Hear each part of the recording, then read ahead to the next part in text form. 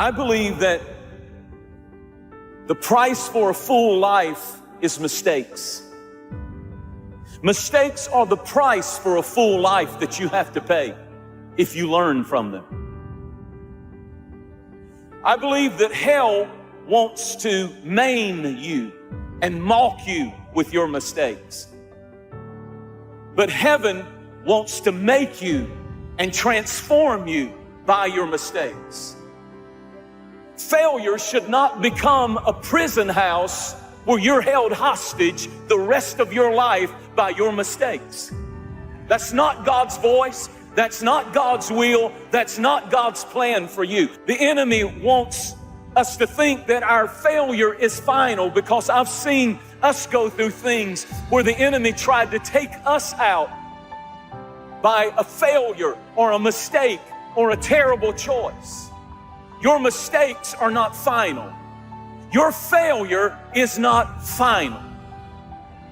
Rejoice not over me, O my enemies, for when I fall, I will rise again. When I sit in darkness, the light will come. I want somebody to hear me clearly. You might have made a mistake, but you're not one. You might have failed, but you're not a failure. You might be down, but down is not your destiny. There is a resurrection coming to your dream, to your life, to your call, to your purpose.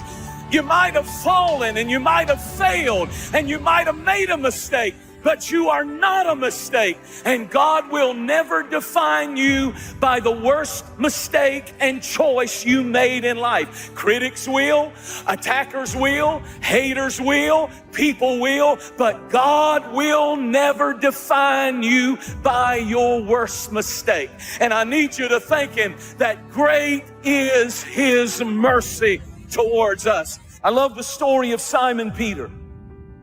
I love the fact that God loved him after he messed up.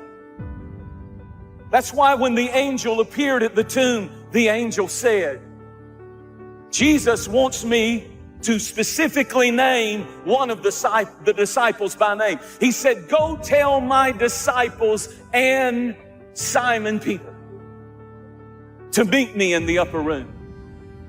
The same guy who denied Christ, the same guy who lied, the same guy who cut a man and got violent, the same guy who failed and failed miserably. He said, you tell my disciples and you tell Peter. He named him specifically, I believe, because he wanted his critics to hear, I do believe in my good disciples, but I also still believe in my fallen disciples. And I'm here to preach to some people who've messed up and the enemy's told you your call is over, you're blessed, your dream is shredded, you don't have any hope, you don't have any future.